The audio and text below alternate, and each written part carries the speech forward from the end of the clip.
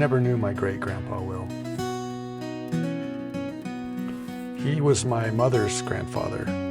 Unfortunately, he died at a very young age, and my mom also never knew him. The echoes of his life are still around us.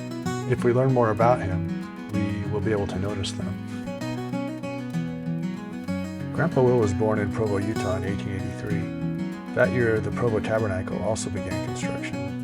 We now know that as the Provo City Center Temple. When Will was born, John Taylor was the president of the LDS Church. As Will grew up, the church went through several changes in leadership. After John Taylor was Wilford Woodruff, then Lorenzo Snow, and Joseph F. Smith. Later in life, Heber J. Grant was the president of the LDS Church. There were several other local, national, and even world events that must have had a big impact on Will throughout his life. When Will was about 7 years old, Wilford Woodruff signed the first manifesto in an attempt to end the church's support for polygamy. The Salt Lake City Temple was completed in 1893 after 40 years of work. Will would have been 10 years old that year. A few years after that, when Will was 13, Utah became a state. World War I broke out in 1914. Will was 31 at that time. He didn't join the military and didn't ever serve in the military, but like most of the people around him, he helped with support efforts. As the war wound down in 1918, the global influenza pandemic broke out.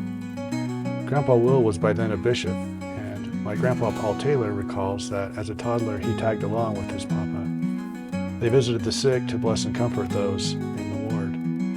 Will would have been in his mid-30s during this time.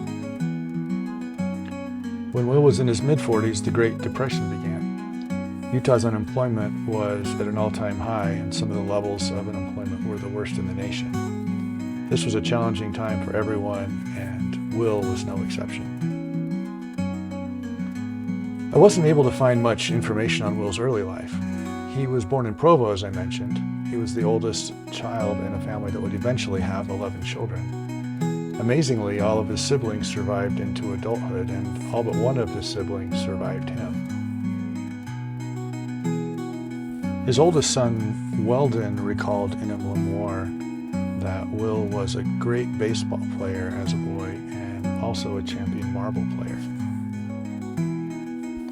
In 1906, Will's father purchased a farm as a family enterprise and primarily as a place for his kids to roam and not be confined to the neighborhoods of Provo. Will was 23 years old that year. A year or so later, he married Nora Johnson. In short order, Will and Nora had 2 children, Weldon and Virginia. When Virginia was barely a year old, Will got called on a mission to serve in Australia. There was no question that he would answer the call, although I'm sure he had mixed feelings. Leaving his fledgling family for an extended amount of time must have been very difficult. Will left on his mission in June of 1912. It took over a month in transit via trains and boats before he finally arrived in Australia later in July. He kept a mission journal religiously, which is available today on Family Search. His entries are generally pretty short. He must not have been someone who enjoyed writing a lot.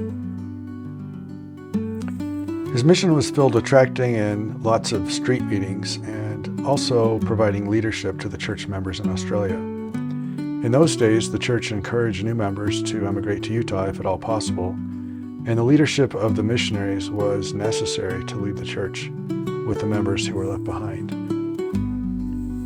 In his mission journal, he records that his absence from Nora made him realize how much he cherished her companionship. And though his journals are terse, his entries frequently record when he received and sent letters to her.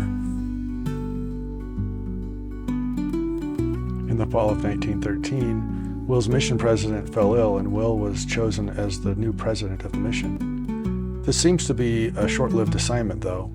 His mission journal ends in early 1914, and I'm not sure what the anticipated period of his mission was, but it seems he returned home sooner than I would have expected. I haven't been able to find out what was the cause of that. Maybe it had something to do with World War I breaking out. It was only about a year after he got back from his mission that he was called to be the Bishop of Lakeview Ward. At the age of 32, he was set apart by James E. Talmadge and served for 13 years until 1928. During that time, Will took over the family farm. It had been dubbed Cherry Hill Farm by that point. They had about 50 head of cows and provided milk to families in the area. His children tell that he would rarely cut milk delivery to anyone, even when they couldn't pay for extended periods of time. Will introduced pasteurized milk in Utah County. The locals were somewhat reserved at first, but in time it became the norm and people appreciated the safer milk supply. In 1925, the business was extended beyond just the farm to include a dairy building in downtown Provo. Will would wake up early, about 5 a.m., to do family chores, and would include his children as often as possible. By 9 or 10 a.m., he'd head into the dairy, collecting milk from other farms along the way. He'd spend the day at the dairy, often not returning home again until 9 or 10 at night. His children remember him as an extremely hard worker. Besides the innovation of introducing pasteurized milk, he also introduced a new product of cottage cheese to the Provo area.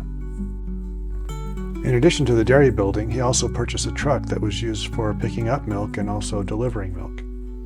Advertisements tell how Cherry Hill Dairy products would build glowing health and personality. Newspaper articles record that the dairy held yearly banquets that included food, singing, and dancing. Another important aspect of Will's life was music.